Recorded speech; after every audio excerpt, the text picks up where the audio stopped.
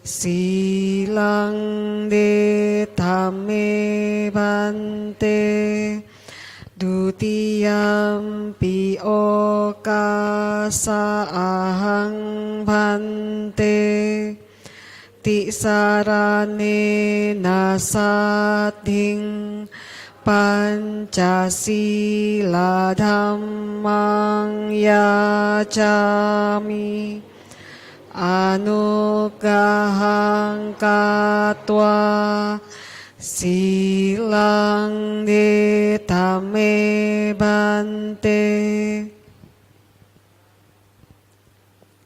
Ya mahang wadami tang wadita. Ama bante.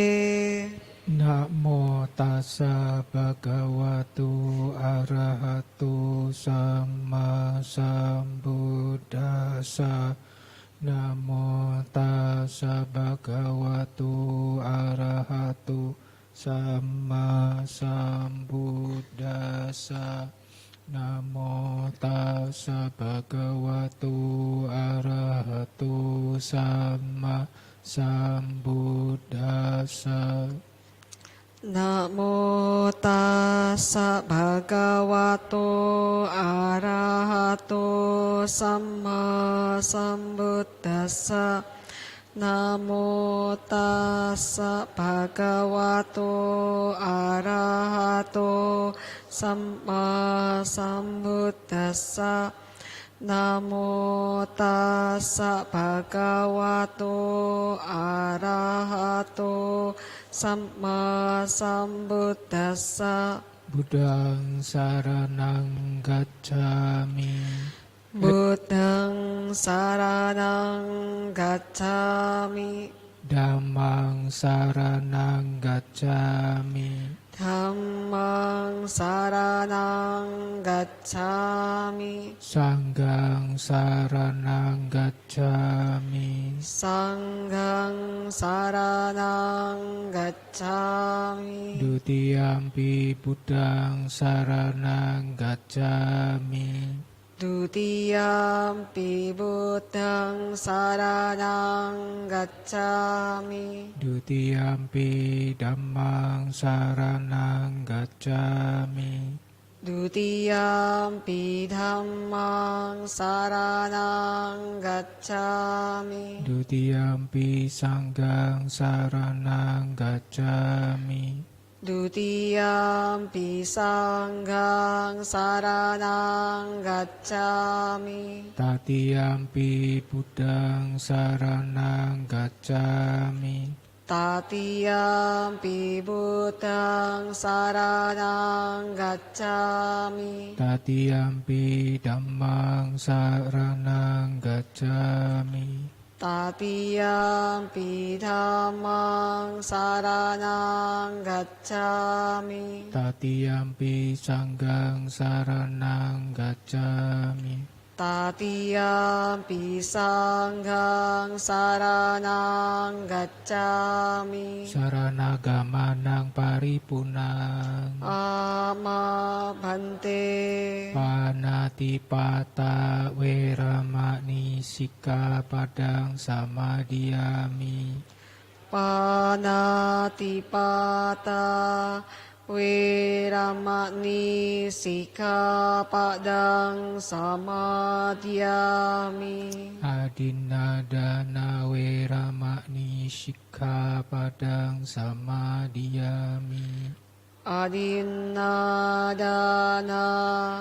weramani sikkhapadang samadhiyami.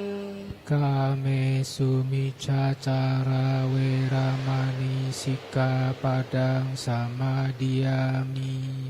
Kamesu miccacara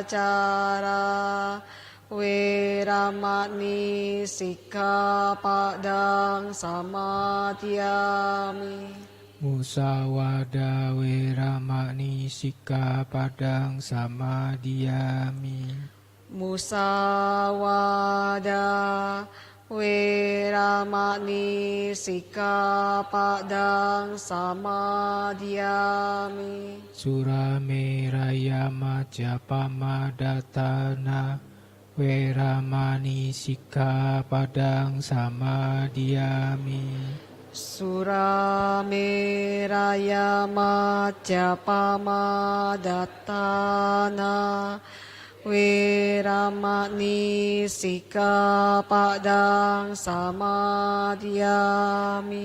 Imani Pancasikapadani Silena Sugating Yanti Silena Boga Sampada Silena Niputing Yanti Tasma Silang Wisodaye. Ama Bhante.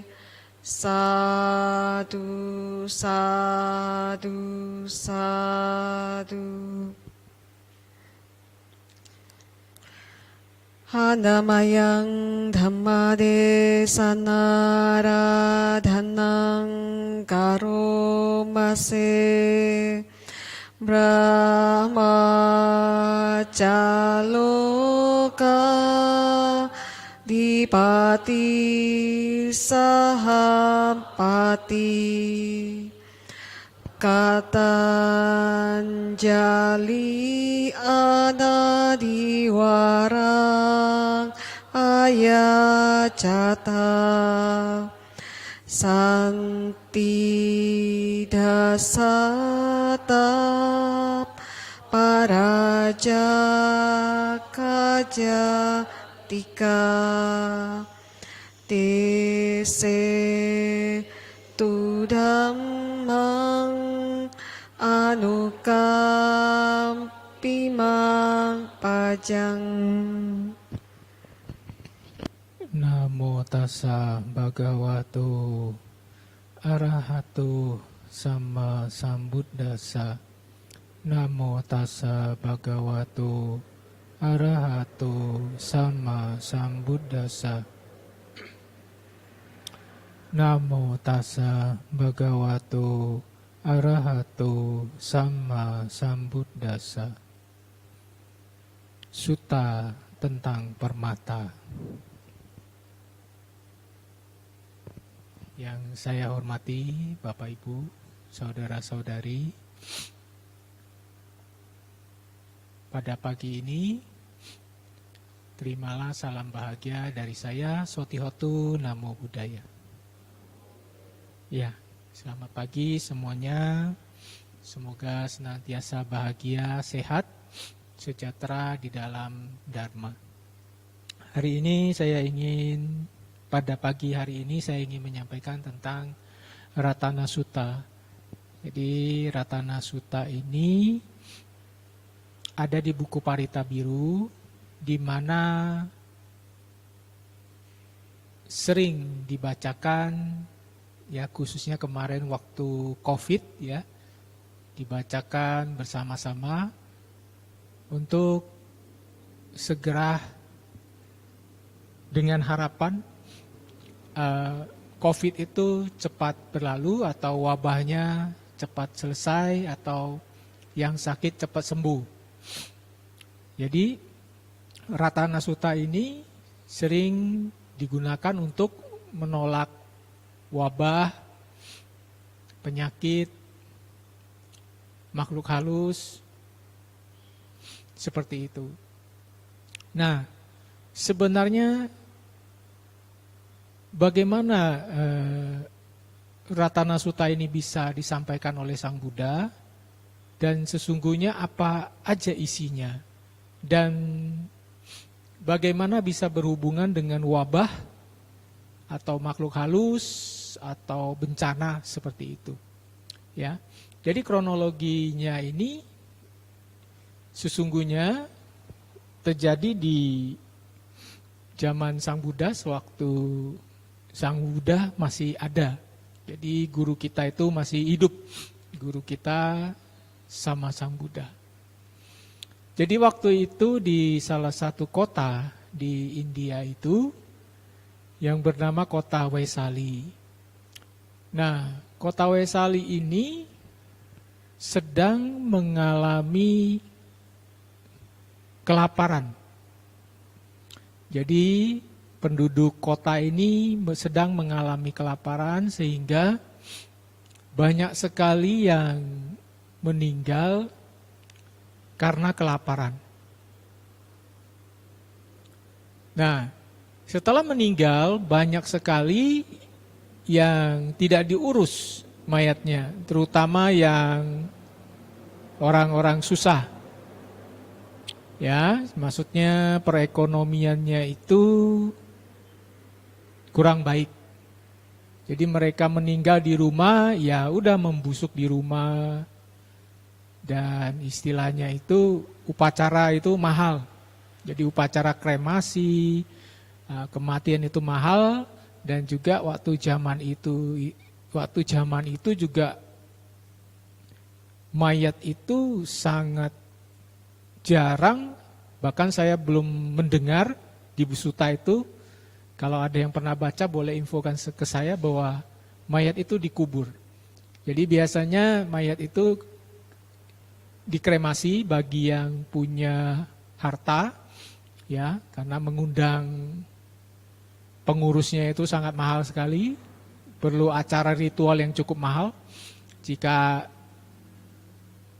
kita lihat di Bali ya, kalau orang kremasi itu orang-orang ningrat biasanya, yang punya uang yang cukup banyak istilahnya untuk acara-acara itu.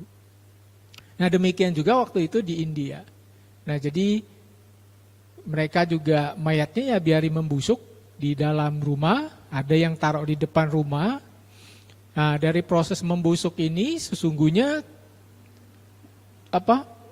bakteri-bakteri yang kurang bagus itu tumbuh subur. Ya bangkai-bangkai lah kalau bahasanya bangkai, cuman kan kedengarannya kasar gitu ya. Ya mayat-mayat seperti itu, mayat manusia. Nah, banyak sekali ya, ribuan yang meninggal itu. Sehingga kota itu menjadi bau. Kota itu udaranya menjadi bau. Bakteri ini kemudian mengikuti udara sehingga menjadi wabah penyakit. Menjadi wabah penyakit yang akhirnya menular. Nah, jadi kematian semakin banyak. Jadi yang awalnya cuma kelaparan, sekarang menjadi wabah penyakit. Jadi bukan hanya yang kelaparan meninggal, tapi yang punya harta yang cukup makan juga ikut meninggal karena bakteri ini. Nah dari begitu banyak kematian, muncullah banyak makhluk halus. Makhluk halus banyak yang datang ke kota itu. Jadi makhluk halus itu banyak sekali ya. Ada yang memang makanannya itu seperti kotoran manusia, bangkai, segala macam seperti itu. Ya secara fisik mereka tidak kelihatan makan fisik bangkai itu, tapi seperti menyerap, ya seperti menyerap seperti itu. Nah, ya akhirnya ya kalau bahasa feng shui-nya itu ya energi di kota itu menjadi negatif. Ya sudah bangkai banyak, wabah ada, makhluk halus berdatangan. Sehingga seperti kalau kita masuk satu ruangan itu sangat tidak enak lah, kita tidak nyaman lah, ingin cepat-cepat meninggalkan tempat itu. Nah, jadi kesannya itu kayak satu ketidaknyamanan yang muncul dalam diri kita. Nah demikianlah yang terjadi di kota ini. Nah kematian terus terjadi, akhirnya mereka yang di kota itu yang ingin bagaimana ya supaya yang punya keinginan, bagaimana ya supaya wabah ini berakhir, bagaimana ya bencana ini berakhir. Nah waktu itu Guru Agung Sang Buddha itu sudah cukup dikenal, ya cukup dikenal. Mereka kepikiran, oh ada Sang Buddha, kenapa kita tidak undang Sang Buddha aja ke sini untuk menyelesaikan bencana di kota ini. Nah kemudian diutuslah 2 orang dari suku Licawi ke tempat Sang Buddha. Jadi mereka berdua ke tempat Sang Buddha, bertemu dengan Guru Agung kita dan menceritakan permasalahan yang terjadi di kota Wesali ini. Nah setelah menceritakan itu, Sang Buddha menerima undangan itu akan datang ke kota itu Dengan biasa Sang Buddha hanya diam saja, tidak mengatakan ya, tidak mengatakan tidak, hanya diam, tersenyum damai seperti itu. Nah, mereka itu seperti tata bahasa di sana, artinya sudah diterima gitu ya. Kalau di Indonesia jangan coba diam, orang bingung nanti ya, tata bahasanya beda. Nah, jadi Sang Buddha hanya diam, artinya sudah menerima itu. Nah, jadi mereka berterima kasih. Kemudian mereka pulang. Nah, saat Sang Buddha sudah punya niat, istilahnya punya kehendak ke Wesali, Sang Buddha udah mikir gitu, saya akan ke Wesali. Nah, dalam batinnya itu sudah niat. Nah, para dewa itu sudah tahu. Jadi para dewa yang dekat-dekat dengan Sang Buddha, yang selalu menjaga Sang Buddha, maupun yang di angkasa atau apa, mereka sudah tahu. Karena dewa itu bisa mengerti niatan hati orang. Jadi enggak harus bicara seperti saya saat ini. Jadi mereka mengerti itu niat hati orang, mau kemana, hendak kemana. Nah, jadi para dewa ini udah tahu. Oh, Sang Buddha mau ke kota Wesali. Karena sangat menghormati Guru Agung Sang Buddha, mereka melihat kota Wesali itu tidak pantas untuk didatangin Sang Buddha. Kenapa? Karena sudah ya amburadul ya, mayat di mana-mana, bau busuk, bau bangkai di mana-mana, ada wabah, juga banyak sekali makhluk-makhluk yang alam rendah. Nah, saat itu para dewa menurunkan hujan yang sangat besar sekali, ya sangat besar sekali hingga membanjiri kota Wesali. Nah, karena cukup deras, hujannya itu cukup deras. Nah, karena deras airnya banyak, itu mayat-mayat yang di jalan itu ke bawah air. Jadi seperti kayak banjir lah, kayak banjir bandang. Nah, banjir, nah itu tapi membawa mayat-mayat itu ke sungai. Ya, jadi aliran air hujan itu biasanya mengalir ke sungai. Ya, kalau kita belajar geografi kita akan tahu. Nah, itu mengalir ke sungai mayat-mayat itu. Nah, jadi tenggelam maksudnya bukan sungai, laut. Dibawa ke laut, ya sungai terus ke laut ya. Dibawa ke laut, kemudian tenggelam, nah diurailah oleh mikroba atau apa segala macam, mungkin jadi makanan ikan atau sebagainya. Jadi intinya itu kota Wesali ini menjadi bersih karena hujan. Nah, karena hujan dibersihkan, secara alami apa? Sumber wabahnya tidak ada. Istilahnya yang tempat bakteri hidup, tempat bakteri makan itu tidak ada. Kedua, makanan makhluk yang makan seperti makan makanan mayat atau apa itu yang menghirup apa ya bahasanya ya. Ya seperti makan gitulah. Tapi makannya kalau saya bilang makan itu bukan seperti kita makannya pakai mulut. Mereka berbeda, makannya berbeda. Nah, karena nggak ada makanan bagaimana ya mereka pergi juga. Ngapain di sini nggak ada makanan ya mereka pergi juga. Nah demikian juga kota itu banyak didatangin para dewa. Jadi dewa-dewa di surga pada turun sehingga juga itu membuat makhluk peta ini takut. Ya mereka pun pergilah seperti itu. Nah jadi kedatangan Sang Buddha ke sana, keinginan untuk datang, kota itu sudah secara alaminya mempersiapkan diri menerima Sang Buddha. Jadi bukan Sang Buddha menggunakan kekuatan supranaturalnya membersihkan kota itu. Bukan. Tapi karena Sang Buddha memiliki kualitas yang sangat dihormati orang. Ya misalnya kalau Bante ambil contoh itu, orang tokoh lah, misalnya tokoh terkenal atau apa, datang ke satu tempat. Tokoh yang sudah dihormati masyarakat, sangat dikenal dengan masyarakat, maka jika tokoh itu datang ke situ, pasti disambut oleh masyarakat. Ya, sangat disambut ya, misalnya tokoh masyarakat itu udah istilahnya jalan udah bersih, rapi, orang juga berpakaian rapi. Menyambutnya itu berpakaian rapi dan sopan. Makanan sudah disediakan. Sudah disediakan makanan segala macam. Ya kalau kita bilang itu orang besar, misalnya presiden atau menteri yang dihormatin seperti itu. Nah ini kita bisa melihat itu contoh kecilnya seperti itu. Nah, jadi kalau guru agung kita seperti Sang Buddha ini bukan hanya dihormati oleh manusia, tapi juga para dewa. Sehingga dengan kekuatan parami, jadi bukan kekuatan magis yang membuat kota itu bersih, seperti itu. Ataupun perintah, bukan. Jadi orang secara alami menyambutnya, seperti itu. Ya, dapat gambaran ya maksud saya ya. Nah, demikianlah bagaimana kota itu menjadi bersih. Sesungguhnya seperti itu. Jadi waktu itu Sang Buddha belum membacakan Ratana Sutta ini. Jadi beliau baru berkehendak pergi, kota itu sudah dibersihkan oleh makhluk lain. Sesungguhnya seperti itu. Nah, setelah hari H-nya tiba, Sang Buddha dan para murid termasuk Bante Ananda, yaitu sepupunya ya kalau nggak salah ya, adik dari ibu yang berbeda, seperti itu ya.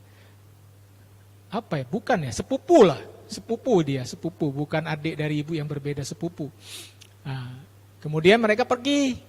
Ya, Guru Agung Sang Buddha, Ananda, dan para biku lainnya pergi ke Wesali. Nah, sampai di Wesali itu ya biasa sudah disambut. Masyarakat udah ngumpul, udah rame menyambut kedatangan. Tapi ingat, kotanya sudah bersih. Sudah dibersihkan oleh para dewa, seperti itu. Dan masyarakat sudah menyambut lah, seperti itu. Nah, kalau kita dalam masyarakat, walaupun kita susah, ada masalah, kita tahu yang datang itu ingin nolong, pasti kita menyambut apapun yang kita miliki, semampunya lah, walaupun nggak bisa memberikan yang wah atau mewah seperti itu. Ya disambut dengan baik segala macam, dikasih tempat duduk atau apa seperti itu. Nah begitu Sang Buddha sampai sana, Sang Buddha mengajarkan Ratana Sutta kepada Bante Ananda. Karena Bante Ananda itu memiliki ingatan yang tajam. Jadi sekali disampaikan sutta, itu langsung nempel. Jadi Ratana Sutta ini dibacakan sekali aja, Bante Ananda itu sudah ingat seperti itu. Jadi memiliki konsentrasi atau perhatian yang luar biasa. Jadi kalau orang yang memiliki perhatian yang luar biasa, misalnya pikirannya tidak mudah bercabang, ya, dan juga tentu saja bukan hanya konsentrasi tapi juga punya intelijen. Intelijen itu maksudnya orang menyampaikan apa dia paham maksudnya. Ya. Jadi waktu Sang Buddha menyampaikan itu pikirannya itu hanya mendengarkan apa yang Sang Buddha sampaikan. Ya, ini sebenarnya bisa dilakukan bukan hanya Bante Ananda. Ya, misalnya ada Bante yang ceramah, yang bagus, yang menarik, ya, yang pintar, ya. Itu kondisi juga membuat orang tertarik itu butuh biku yang pintar ceramah juga atau romo atau ramani yang pintar ceramah. Nah, dari ceramah itu sangat menarik sekali sehingga mudah diikuti. Ya, mudah diikuti. Nah, orang itu mendengar itu bukan pakai mata. Ya. Jadi biasanya kalau orang meditasi yang dia fokus mendengar itu dia pasti akan dalam posisi meditatif seperti ini. Kemudian kupingnya itu mengarah kepada suara orang yang menyampaikan ceramah seperti itu. Tapi waktu di zaman Sang Buddha, kalau Sang Buddha ceramah itu sangat tenang. Ya enggak, ada yang lewat, ada suara motor, nah itu mengganggu konsentrasi. Kadang ini Bante ngomong apa ya, tadi suara motor kenceng nggak kedengeran gitu. Jadi sebenarnya nggak kondusif seperti itu. Ya tapi namanya teknologi sudah ada yang namanya speaker membantu. Tapi kadang juga cukup mengganggu. Nah kira-kira seperti itu. Nah setelah Sang Buddha menyampaikan Ratana Sutta itu kepada Bante Ananda hanya sekali dan Bante Ananda mengingat. Kemudian meminta. Sang Buddha memberi petunjuk kepada Bante Ananda meminta untuk keliling kota Wesali sambil membaca Ratana Sutta. Sang Buddha hanya duduk sama murid yang lain, hanya duduk di tempat yang sudah disediakan oleh masyarakat Wesali ini. Masyarakat Wesali ini ya. Sang Buddha hanya duduk di situ, bersama para biku. Ya tentu saja waktu nunggu itu kan nggak ada handphone zaman itu kan. Jadi para biku ya duduk menunggu, hanya meditasi menunggu Bante Ananda membaca Ratana Sutta itu. Nah, diikuti oleh masyarakat atau kota Wesali. Jadi bukan desa itu, kota itu ya. Cukup besar. Nah, Bante Ananda itu ya berkeliling kota Wesali itu dengan jalan kaki. Tentu saja tidak satu kota dikelilingin, ya. Bisa sampai kapan jalan kaki keliling kota ya? Nah, Sang Buddha hanya mengatakan nanti kamu lewat sini, sini. Setelah baca kembali. Ya udah, Bante Ananda membaca sambil membawa air. Nah, membawa air baca tentang Ratana Sutta itu ya. Ya nida butani samagatani bumani wayani wa antalike sabewa buta sumana bawantu atau pisakaca sunantu basitang. Sambil baca, habis ulang baca, habis ulang baca, habis ulang baca. Nah, begitu sudah baca sampai titik terakhir yang ditunjuk Sang Buddha itu, baru dari air itu melakukan pemercikan. Ya, saya rasa ini salah satu kenapa kita punya budaya memercik. Ya, memercik.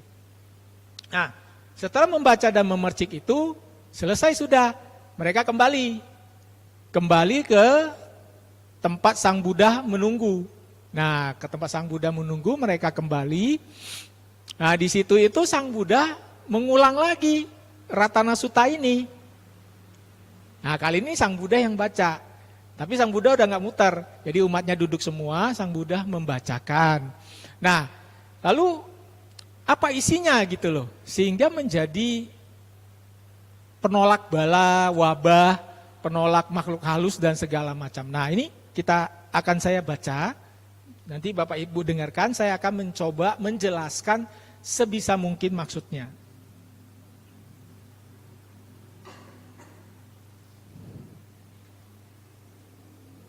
Ya, kalau buku baru ada di halaman 85, karena saya akan langsung membaca bahasa Indonesianya. Karena yang penting Indonesianya.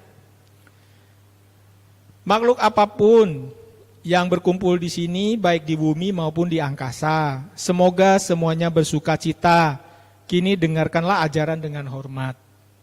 Jadi, sewaktu Sang Buddha ingin menyampaikan Ratana Sutta itu, beliau tahu yang mendengar itu bukan hanya manusia, tapi ada makhluk apapun yang berkumpul di sini itu ada yang di bumi maupun yang di angkasa. Yang di bumi itu ya seperti manusia, ada makhluk dewa bumi, mungkin ada makhluk yaksa, makhluk halus yang lain segala macam. Makhluk di angkasa itu biasa makhluk surgawi yang ada di angkasa. Duhai para makhluk, perhatikanlah. Jadi Sang Buddha menyampaikan ini, perlakukanlah semua manusia dengan cinta kasih. Jadi seperti nasihat, lindungilah mereka tanpa lengah. Jadi Sang Buddha meminta para dewa melindungi mereka. Bukan Sang Buddha yang melindungi kita. Ya. Sebagaimana mereka mengaturkan sesajian siang dan malam. Maksudnya apa? Saat itu mereka memang memiliki guru Sang Buddha, tapi tetap memuja para dewa. Paham maksudnya ya? Jadi para dewa itu ada di dalam sutta itu tentang dewa, makhluk halus itu ada dalam sutta itu. Ya tentu saja pengalaman orang berbeda-beda ya. Hanya tidak banyak manusia yang pernah kontak dengan makhluk ini sebenarnya. Jadi percaya nggak percaya. Sebagaimana mereka mengaturkan sesajian siang dan malam. Sebenarnya para dewa itu nggak perlu sesajian. Makanan mereka itu jauh lebih bagus dari makanan kita. Jadi kalau para dewa itu sebenarnya lihat manusia itu bau sekali sebenarnya. Ini kan kita udah mandi nih. Udah mandi belum? Udah ya? Nah, saya belum mencium apa-apa di sini. Mungkin ada yang belum mandi kecium atau gimana ya. Nah, sebenarnya walaupun kita udah mandi, para dewa itu kalau dekat kita itu bau. Kita itu bau. Ya seperti kalau kita ketemu apa di bawah kita apa binatang seperti itu ya bau seperti itu. Ya mereka makhluk yang lebih tinggi dari manusia secara kelahiran. Ya, lebih tinggi dari manusia. Jadi sesungguhnya itu persembahan kita itu apa yang nyampe sebenarnya itu, yang nyampe apa sebenarnya? Yang nyampe itu niat kita. Niat kita seperti perhatian kita gitu loh. Ya ibaratnya itu seperti kalau kita, namanya keluarga kan ada kadang nggak semuanya sukses. Ada yang sangat timbal balik, ada yang keluarganya miskin banget, ada yang keluarganya kaya banget gitu ya. Kadang kalau walaupun keluarga kita sebagai orang yang susah dari kampung, misalnya mau mengunjungi keluarga pada hari raya, misalnya Imlek, Idul Fitri, Tahun Baru, kita tetap pasti membawa sesuatu. Walaupun kita susah gitu loh. Pisang ke, singkong ke, apa. Bagi mereka itu ya orang-orang kaya itu seperti di kota ya gini-gini ya. Apalagi anak zaman sekarang susah mau makan singkong ubi itu susah sekali. Ya, apalagi makanan banyak makanan mewah.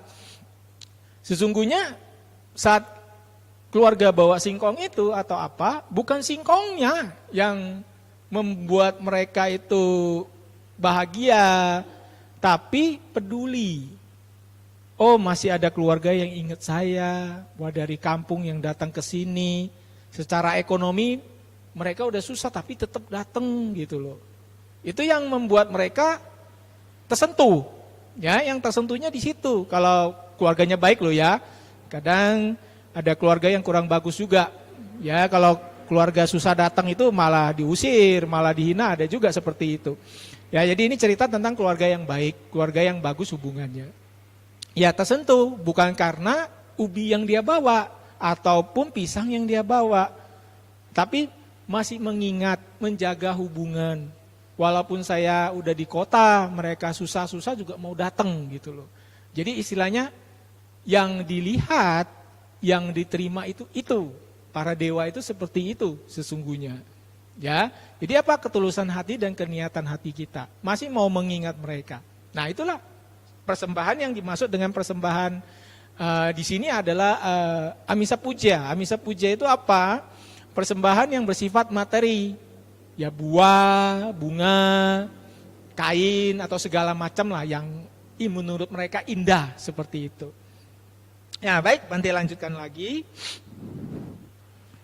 Harta apapun yang terdapat di alam ini ya bumi, ataupun yang ada di alam surga, harta apapun yang ada di alam ini atau di alam lain, atau mustika gemilang apapun yang ada di alam surga, mustika itu tiada yang setara dengan sang Tathagata. Maksudnya itu ya emas permata, yang di bumi yang sangat dihargai orang. Mungkin kalau di alam surga itu pusaka, ya pusaka atau apa yang indah-indah itu tidak bisa membandingin Tathagata. Tathagata itu apa? Sang Buddha. Dengan kebenaran ini semoga tercapailah kesejahteraan. Jadi yang Sang Buddha sampaikan itu maksudnya apa? Menyatakan sebuah kebenaran gitu loh. Sang Sakyamuni berhati teguh, telah mencapai kesirnaan kilesa. Kilesa itu ya kekotoran batin, tidak ada keserakahan, tidak ada kebencian, tidak ada pandangan salah. Kepadaman nafsu, nafsu kesenangan indrawi, ya sebenarnya ini hanya kalau kita baca nafsu. Kalau kita mau merenungkan, sesungguhnya nafsu itu sangat berbahaya. Bisa membuat orang menjadi lupa diri, lupa hidup, lupa akan cinta kasih, bisa jadi kejam. Ya contoh-contoh kecil di dalam masyarakat yang sering terjadi itu apa? Kalau orang yang dikuasai oleh nafsu, rebutan harta, yang paling banyak itu, ya orang tua belum meninggal, harta udah diambil semua, udah diambil, orang tua nggak ada warisan, ditinggalin di jalan, ditinggalin panti jompo, udah nggak diurus lagi. Ya itu contohnya, ya Anda bisa lihat banyak sekali contoh di dunia ini. Amerta, kepada nafsu, amerta itu sudah tidak ada kematian. Maksudnya apa? Seseorang yang mencapai kebudahan itu sudah tidak terlahir kembali. Karena tidak terlahir kembali, apa yang mau mati sudah nggak lahir lagi gitu loh. Ya. Dan kegilangan. Nah, kegilangan ini apa nih ya? Saya juga nggak ngerti bahasanya. Ada yang ngerti? Kegilangan. Bahasa Indonesia. Mungkin Ada yang tahu? Nggak ada, ya udah kita skip. Tiada suatu apapun setara dengan Dhamma. Ya ini udah sampai Dhamma ya. Inilah mustika gemilang pada Dhamma. Dengan kebenaran ini semoga tercapai kesejahteraan. Sang Buddha nan luhur memuji samadhi yang murni, yang disebut samadhi pemberi hasil langsung. Samadhi di sini adalah minimal orang yang sudah mencapai jana. Minimal jana. Kedua, yang sudah melihat anicca, ketidakkekalan. Ya, melihat apa? Anicca, dukkha, anatta. Itu vipassana. Jadi yang samatha itunya jana, vipassananya itu melihat hasil. Ya, maksud samadhi ini ya. Yang disebut samadhi pemberi hasil langsung. Karena dari samadhi itu Anda akan melihat bagaimana maksudnya bukan dengan mata, melihat, menyaksikan bagaimana batin kita itu terbebas dari namanya benci, terbebas dari namanya serakah, terbebas dari namanya keakuan. Nah, ini kalau udah sampai di situ ya. Tiada suatu apapun yang setara dengan samadhi itu. Inilah mustika gemilang pada Dhamma. Dengan kebenaran ini semoga tercapailah kesejahteraan. 8 makhluk suci yang dipuji oleh para bijaksanawan. 8 makhluk suci ini maksudnya adalah Sotapana, Sakadagami, Anagami, dan Arahat. 4. Tapi dikatakan 8. Apa? Orang yang sedang berusaha mencapai buah dengan kesungguhan dan niat. Tapi dia belum mencapai. Ibarat dia dalam perjalanan untuk pencapaian. Nah, ini sudah sangat dihargai oleh Sang Buddha. Apa? Yang berjuang. Berjuang untuk apa? Mencapai kesucian. Bagaimana seseorang mencapai kesucian? Membersihkan, memadamkan, menghancurkan kebencian, menghancurkan keserakahan dan kebodohan batin. Nah, jadi kita udah berusaha, itu sudah sangat dihargai oleh Sang Buddha. Jadi sudah dianggap sebagai makhluk suci, ya. Jadi makhluk suci yang sedang ingin mencapai kesucian. Nah, walaupun dia belum mendapatkan hasil. Adalah siswa-siswa sang Sugata yang patut menerima persembahan. Dana yang diaturkan kepada mereka memberikan pahala yang besar. Inilah mustika gemilang pada Sangga. Ya. Jadi kalau kita memberi dana kepada orang yang berjuang untuk membersihkan kekotoran batin itu, dananya akan berbeda jika kita memberikan kepada orang yang biasa. Ah, masa iya Bante? Masa saya berdana apa ya, kita contoh apa? Ya jeruk lah. Misalnya saya berdana jeruk kepada si A, kemudian saya berdana ke si B, kok berbeda ya Bante hasilnya ya? Kan sama-sama orang, jeruknya cuma satu. Begitu makan kan sama, kenyang juga. Habis itu dikeluarin sama juga. Kan nggak bingung ya? Ya baik, sekarang Bante akan menjelaskan. Contohnya gini, jadi kita berbuat baik atau berbuat jahat kepada orang tertentu itu hasilnya beda. Ya, contohnya gini. Kita kalau membantu orang, ya contohnya apa? Binatang. Kita membantu binatang. Ya binatang itu akan senang kepada kita, baik kepada kita, berusaha menjaga kita. Sesuai dengan apa? Kondisi dia. Kemampuan binatang apa? Misalnya anjing, dia akan menjaga rumah kita, ada maling menggonggong, seperti itu. Kita diserang, misalnya diserang orang, anjing itu akan melawan. Menjaga tuannya, istilahnya seperti itu.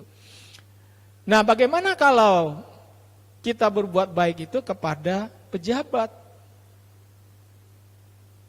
atau kepada orang berpangkat? Hasilnya beda lagi. Hanya foto kita salaman taruh di situ, orang masuk udah geger lihat kita. Loh, kok bisa salaman sama presiden? Ya, pejabat-pejabat mungkin preman atau yang mengganggu, lihat foto kita yang di situ saja, sudah mikir, baru salaman itu. Wah, ini jangan diganggu nih, backingnya banyak ini. Paham maksudnya ya? Nah, jadi seperti itu, ya. Nah, maksudnya di sini seperti itu. Walaupun kita berbuat baik kepada si A si B, hasilnya berbeda. Tapi ingat, kita jadi umat Buddha jangan jadi milih-milih. Ah, udahlah nggak ada gunanya berbuat baik sama ini. burung bisa apa sih? Jangan juga. Jadi jangan menyepelekan hal-hal kecil.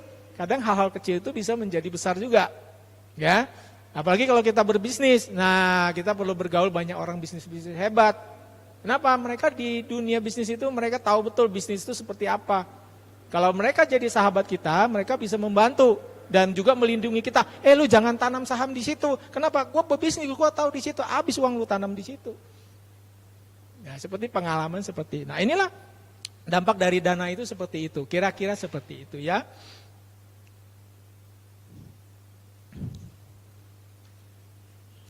Mereka berdaya upaya baik dalam ajaran Gotama. Jadi masih ngomongin yang murid Sang Buddha, berhati teguh terbebas dari nafsu-nafsu.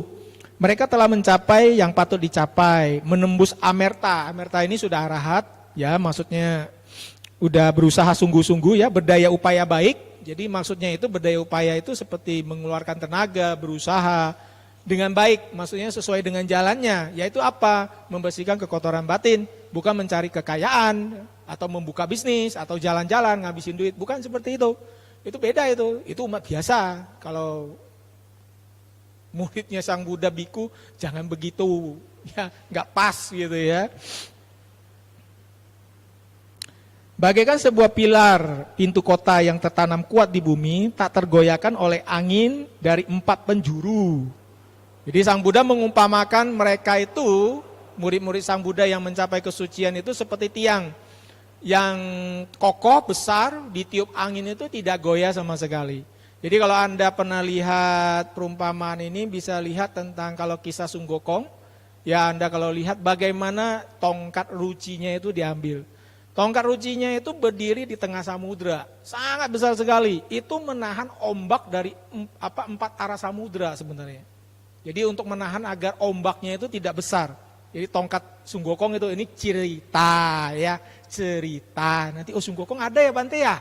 Ini ceritanya begitu. Jadi itu memang ada sainsnya. Kalau kita nanam batu besar atau tiang besar di laut tertentu yang bisa tsunami, itu bisa mengurangi daya ombak atau daya tsunami yang sekarang banyak diterapkan oleh negara Jepang. Tapi kita nggak membahas itu, hanya memberi contoh sedikit aja.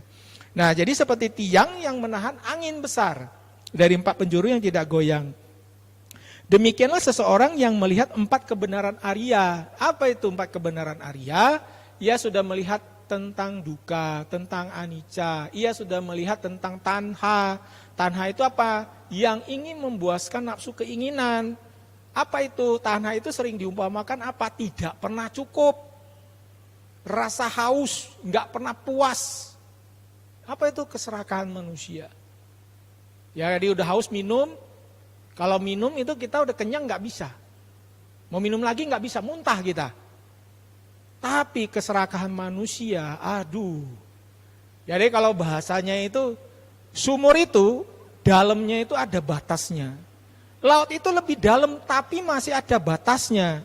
Keserakahan manusia, nggak ada ujungnya. Seperti itu kira-kira puisinya seperti itu. Lalu maksud dari angin 4 penjuru ini apa gitu loh. Ya, sudah tidak goyah oleh apa? Kekayaan. Jadi mereka sudah hatinya tidak tergoda oleh kekayaan. Orang yang mencapai kesucian ya, arahat. Mau digoda dengan wanita yang sangat cantik apapun dari negara apapun, hatinya sudah tidak bisa luluh. Dikasih jabatan gak bisa. Bante saya kasih jabatan ya. Ya, nanti kita kerjasama cari duit ya. No. Ya Bante yang udah mencapai ini ya no. Tapi bagaimana dengan yang masih terkontaminasi pikirannya? Yes. Udah bagi-bagi rezeki kok. Ya, kan enggak semua biku itu atau biksu atau petapa itu kan menjalankan kehidupan sesungguhnya. Kan udah lihat media toh? Berita-berita toh? Sudah lihat belum? 100 T, istrinya 30, udah lihat belum? Nah, nanti lihat di Tiongkok ya, Bante berani cerita di Tiongkok. Kalau di sini kita bisa nanti diserang. Kalau di Tiongkok siapa yang mau nyerang gitu kan? Nah, di Tiongkok itu ada ya. Kalian lihat sendiri itu sudah ditangkap oleh pemerintah, itu kepala wihara. kepala wihara yang selama ini dianggap suci, itu loh. Ya, jadi kita jadi biku itu mesti, jadi biku, jadi umat itu mesti pintar juga. Jangan sampai dimanfaatkan keyakinan kita, itu ya. Nah itu maksudnya sudah nggak goyang Pak Penjuru. Harta iya, nipu iya, jabatan iya, perempuan iya. Ini parah ini, sebenarnya udah ngelanggar semua. Nah tapi kalau dia benar-benar murid Sang Buddha, mereka sudah tidak terpengaruh oleh itu. Nah ini maksudnya di situ. Tata kata menyebutnya Sappurisa. Yang sudah apa ya Sappurisa ya, saya lupa juga. Tak goyah oleh Lokadharma. Lokadharma itu tadi ya. Inilah mustika gemilang pada sangga, dengan kebenaran ini semoga tercapai kesejahteraan. Mereka yang telah melihat jelas 4 kebenaran Arya yang telah dibabarkan jelas oleh yang berkebijaksanaan dalam, meski masih tergoda, mereka tak akan terlahir ke-8 kalinya. Maksudnya di sini orang yang mencapai tingkat kesucian pertama, mereka hanya lahir 7 kali lagi. Setelah ke-8 kali itu pasti dia menjadi arahat. Oleh karena itu ya kita berjuang sungguh-sungguh. Saat ini kita susah, mungkin dukungan susah. Yang penting bisa makan, ada tempat tinggal, kita bisa berlatih. Sudah, jangan mikir yang aneh-aneh. Udah berlatih. Nggak capek, nggak apa-apa. Yang penting ketulusan hati, niat kita, ingsunnya kita itu jalan ini. Jujur sama diri sendiri. Karena yang tahu bohong apa enggak itu diri kita. Dalam diri kita itu kita tahu. Niat busuk itu muncul dari diri kita. Coba lihat dalam diri kita itu ya. Kekotoran batin dari situ, bukan dari luar. Mereka yang telah melihat kebenaran ini, yang telah melihat 4 kebenaran Arya ini yang telah dibabarkan oleh bijaksana 8 kali. Oke. Dengan kesempurnaan pandangan benar. Nah, jadi kalau kita mau menjalankan kesucian, itu perlu pandangan benar, pengertian. Maksudnya pandangan benar ini adalah pengertian benar tentang hidup. Apa? Bahwa hidup itu selalu mengalami perubahan. Kita itu tidak selalu muda, kita itu tidak selalu di atas, kita itu tidak selalu kuat, seperti itu. Kita melihat itu dulu, perubahan itu ya. Dengan kesempurnaan pandangan yang benar, Sotapanna telah mematahkan 3 belenggu, yakni Sakayaditi, Wicikita, dan Silap Bata Paramasa. Sakayaditi itu apa? Orang yang sudah melihat di dalam dirinya tidak ada aku. Ya kalau bahasanya tadi kita kembali ke Sung Gokong, jadi gurunya sering bilang kosong adalah isi, isi adalah kosong. Kong jiu shi se, se jiu shi kong.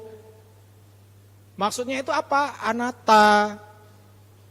Ya, jadi dalam ajaran Sang Buddha itu apa? Anicca, dukkha, anatta.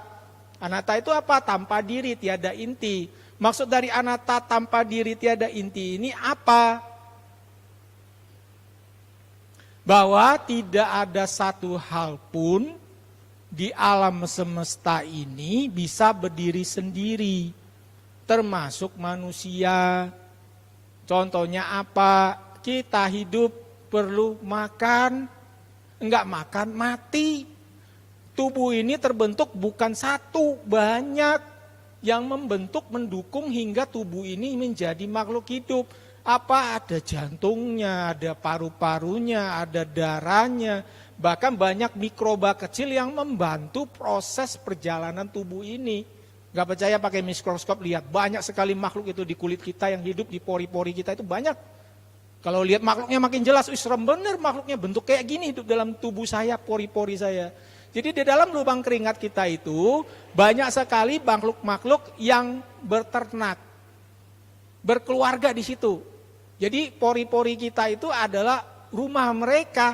Makannya apa? Kalau kita ada namanya minyak, kita makan itu kan ada minyakan tuh wajah tuh keluar. Itu makanan mereka. Nah itu perlu dilihat, itu penting. Nah ini para Arya zaman dulu udah melihat sampai situ. Dengan apa? Bukan dengan mikroskop, tapi dengan kemampuan batin, mata batin yang melihat itu. Makanya mereka melihat tentang anatta itu jelas, ya. Nah itu yang dimaksud dengan kosong adalah isi, isi adalah kosong, atau anatta dalam bahasa Pali Theravada, dan kalau Mahayana kosong adalah isi, isi adalah kosong. Artinya sama, bahwa tidak ada yang bisa berdiri sendiri, seperti itu. Yang kedua apa? Keraguan. Yang pertama dia sudah memahami, oh ternyata diri ini anatta ya, tidak ada diri yang sejati. Kedua, sudah tidak ada keraguan tentang dharma. Dharma itu apa? Sebab akibat. Ya, jantung bisa berdetak kenapa? Darah bisa berjalan kenapa? Udara bisa masuk ke tubuh kita kenapa? Ada alatnya, paru-paru. Ya, itu semua ada alatnya gitu loh. Jadi ada sebab akibat. Nah, jadi masuk sebab akibat ini dia sudah ngerti, dari sebab akibat ini dia akan memahami tentang anatta. Anatta itu juga dari pengertian sebab akibat itu, nyambung ajarannya sebenarnya, tidak bisa dipisahkan. Cuma Sang Buddha menjelaskan satu persatu biar lebih jelas seperti itu. Ya, jadi apa? Oh ternyata kalau sebab akibat itu, oh saya jadi laki-laki, sebab ada sebabnya. Saya jadi perempuan, ada sebabnya. Hidup saya susah, ada sebabnya. Hidup saya penuh dengan harta, ada sebabnya. Hidup saya penuh dengan jabatan, ada sebabnya semua. Yang kita sebut dengan apa? Hukum karma. Nah, karma itu apa? Perbuatan yang telah kita lakukan di kehidupan masa lampau, sehingga jadilah diri kita saat ini duduk di sini. Itu. Karma itu apakah hanya badan kita? Tidak, tapi hasil cara kita berpikir, cara kita bereaksi dalam batin. Ya, batin kita mudah emosi itu hasil karma juga masa lalu. Kok saya mudah marah ya? Ada karma di masa lalunya. Seperti itu. Jadi memahami tentang apa? Hukum karma itu. Jadi udah yakin hukum karma itu. Nah, orang yang sudah meyakini hukum karma ini apa? Silanya nggak mungkin dilanggar. 5 sila yang tadi diambil. Ingat loh tadi, orang yang sudah tidak tergoyah dari 4 angin penjuru yang kencang seperti tiang yang kokoh. Saya umat Buddha, saya udah mengikuti ajaran Buddha puluhan tahun. Wah, keyakinan saya tak tergoyahkan. Kemudian ada teman datang, ada bisnis nih, cuan gede. Pokoknya sekali cuan bisa beli rumah, bisa kawin lagi. Cuan bisnis apa nih? Yuk, tambak udang. Cuannya gede itu. Kalau jadi ya, udangnya nggak gagal panen. Kalau panen jadi, wah banyak itu, ratusan itu, JT itu. Nah, orang yang sudah ngerti tentang hukum karma, yang tidak ada keraguan, keyakinan dalam hukum karma, dia tidak bisa menjalankan bisnis itu lagi. Apalagi, saya lapar, saya ingin makan, ngelihat ayam, ngelihat ikan di kolam yang hidup ya. Kemudian karena lapar dipotong. Orang yang sudah kelaparan, ya, tapi dia tahu tentang karma, ya. Jadi di sini dia udah tidak ragu lagi dengan hukum karma. Lebih baik gue mati kelaparan daripada gue ngebunuh binatang lain untuk nafsu makan saya. Jadi jangan nganggap remeh Sotapanna itu. Mereka itu kelihatan susah, nggak ada apa-apa. Kenapa? Karena mereka tidak ingin jahat, tidak ingin menghancurkan kehidupan lain untuk kekayaan mereka. Untuk rumah gede mereka ya, contohnya sekarang kan yang banjir di Sumatera. Keserakahan yang luar biasa. Coba yang mati berapa banyak. Sama sebenarnya kita itu banyak sekali bisnis-bisnis yang bikin mati banyak makhluk lain. Ya contohnya tadi tambak, seperti itu. Nah tapi nggak semua orang bisa menjalankan. Hanya punya orang yang punya keteguhan hati. Hanya orang yang sudah tidak memiliki keraguan dalam hidupnya. Karma itu ada dan nyata. Nggak mungkin saya menyakiti udang ini. Nggak mungkin saya bunuh ikan ini untuk urusan perut saya. Ini bedanya kualitas orang yang sudah menjalani dhamma itu beda sekali. Ya jadi kelihatan susah, direndahin, lu mah nggak ada apa-apanya dibanding harta gua. Maaf, dia punya harta juga. Apa? Sila. Moralitas dia yang terbaik. Itu orang seperti itu kalau meninggal itu damai. Kenapa? Dia sudah mencapai apa yang dia jalankan. Apa? Keteguhan hatinya, tidak melanggar sedikit pun prinsip hidupnya. Nah inilah yang dimaksud dengan orang-orang yang berjalan di dalam dharma, yang ingin mencapai jalan kesucian. Bukan berarti dia pakai jubah, enggak, bisa juga dia seperti bapak ibu. Ya. Tapi dia menjalankan hukum karma, dia tahu betul, enggak bakal dia langgar. Nah itu yang kedua, tidak ada keraguan pada dhamma. Yang ketiga, silabata paramasa. Apa itu silabata paramasa? Sama, nyambung. Apa? Hukum sebab akibat. Dari sebab akibat itu kita tahu tentang anatta. Kosong adalah isi, isi adalah kosong. Dari sebab akibat itu kita tahu tentang hukum karma. Setiap perbuatan kita akan menghasilkan akibat dari sebab yang kita lakukan. Dari sebab akibat itu dia tidak akan terjebak lagi namanya silabata paramasa. Silabata paramasa itu apa? Terjebak dengan ritual. Oh, saya kalau didoain orang suci tertentu, dosa saya hapus semua. Oh, kalau saya didoain orang tertentu, saya bisnis itu pasti tokcer, pasti sukses. Saya kalau sakit parah, kanker atau apa, didoain pasti sembuh, nggak perlu cari dokter. Saya kalau didoain baca parita pasti pinter, nggak perlu kuliah, pasti sepinter Einstein. Nah ini pandangan keliru. Kenapa tidak sesuai sebab akibat? Anda perlu pintar, bukan dibacain parita atau didoain, belajar. Anda mau kenyang, makan.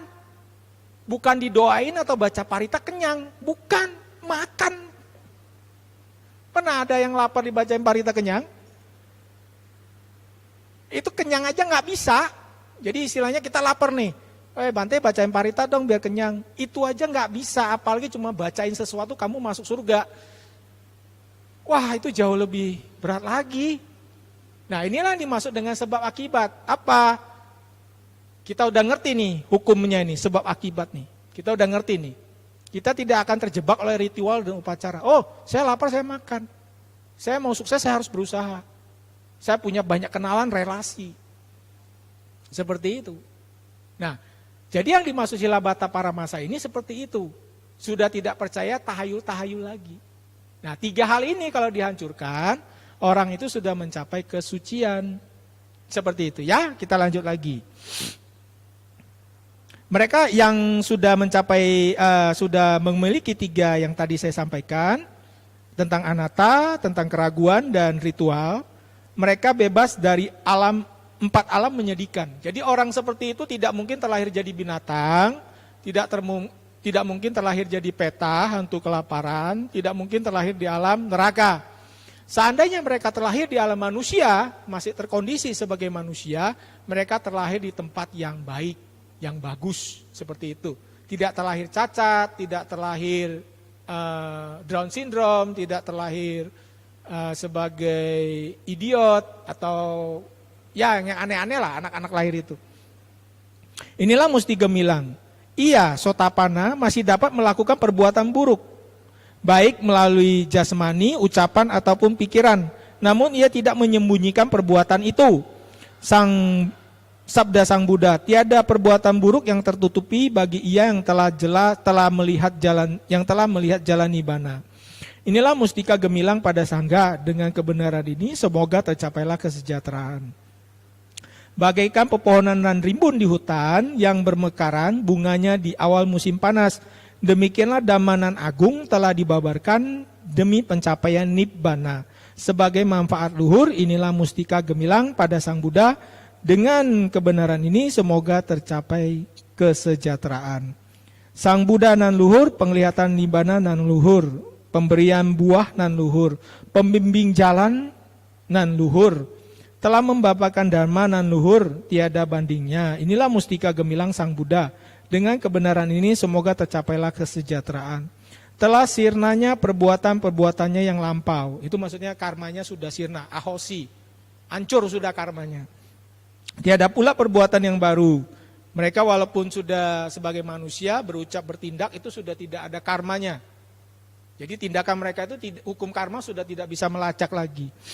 Mereka yang bijaksana bebas dari kelahiran kembali, telah musnah benih-benih perbuatannya. Tak tumbuh lagi tunas kelahiran baru, mereka mencapai nibbana bagai pelita yang padam ini. Inilah mustika gemilang pada sangga. Dengan kebenaran ini semoga tercapailah kesejahteraan. Sebenarnya hanya sampai situ yang Sang Buddha sampaikan. Nah yang 3 terakhir ini adalah para dewa. Jadi para dewa waktu itu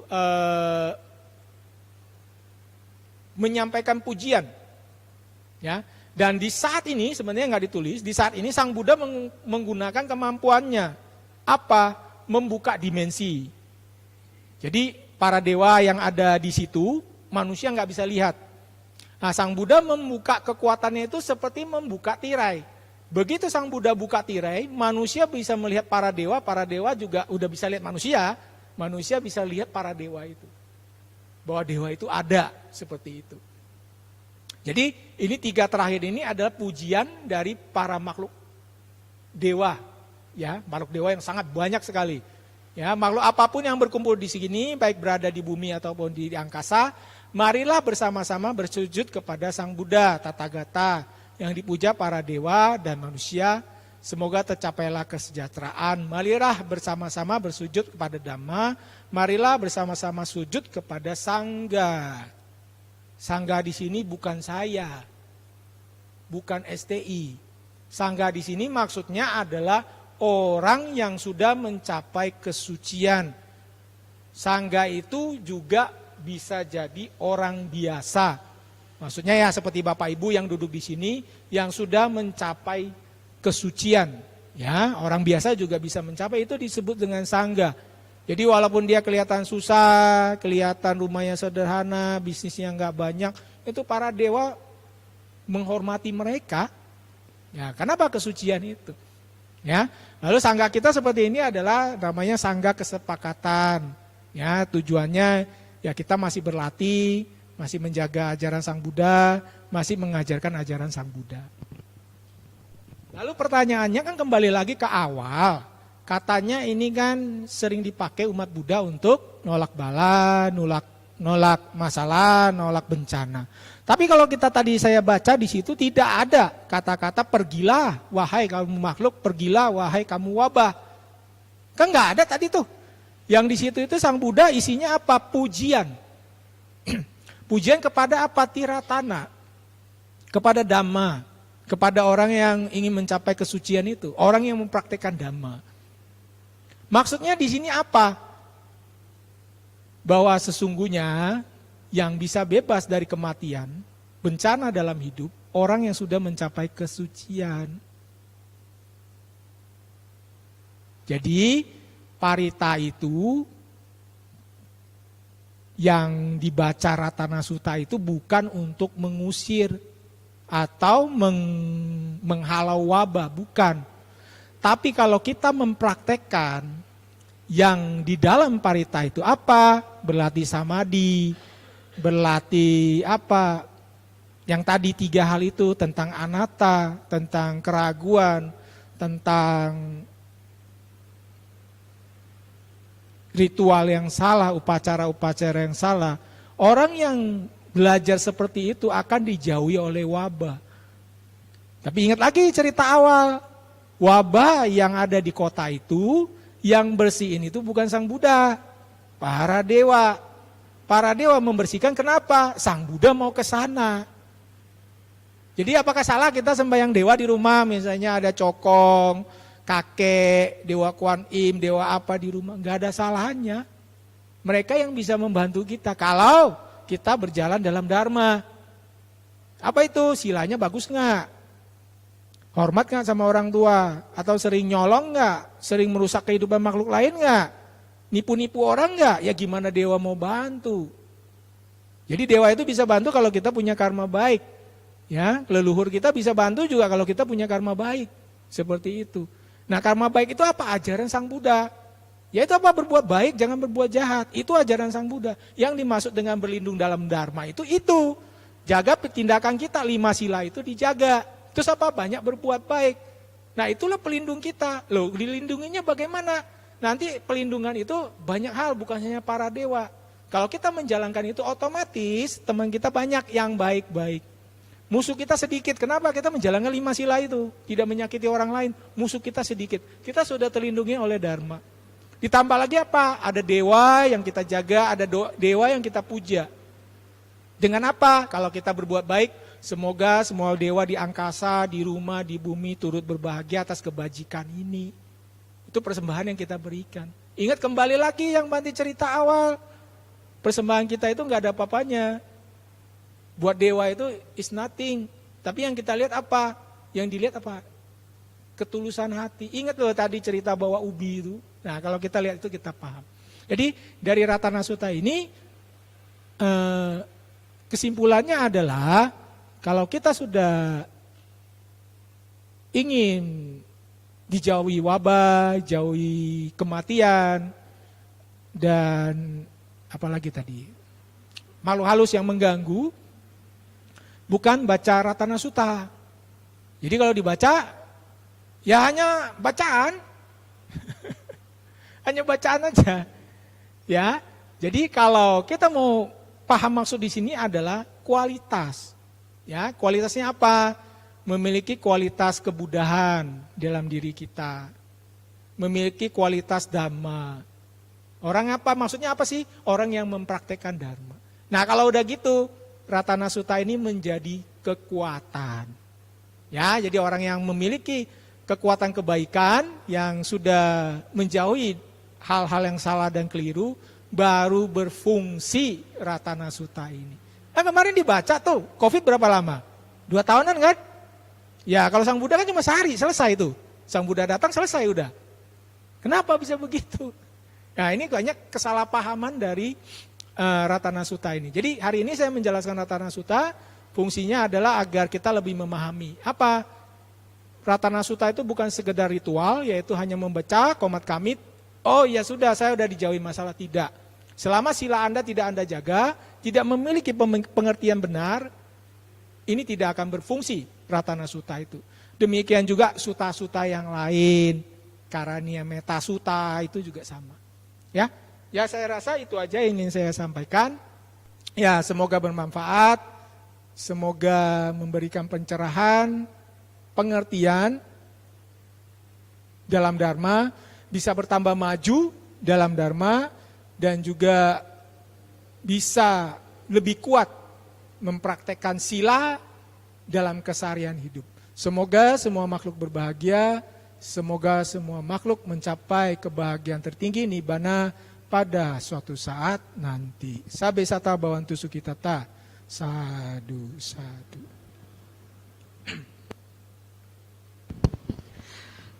Anumodana atas dhamma desana yang disampaikan oleh Bante Wiwitarato, semoga dapat kita praktekkan dalam kehidupan kita sehari-hari.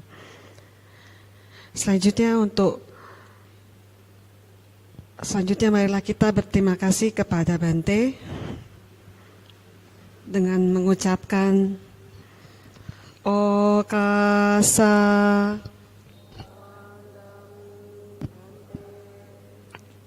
Abiwadana silesa nicang udapacaino cataru dhamma wadanti. Semoga senantiasa maju dan berkembang dalam Dharma. Semoga setiap kelahiran senantiasa berjumpa dengan Dharma, sehingga dengan Dharma membimbing mencapai kebahagiaan tertinggi, yaitu Nibbana.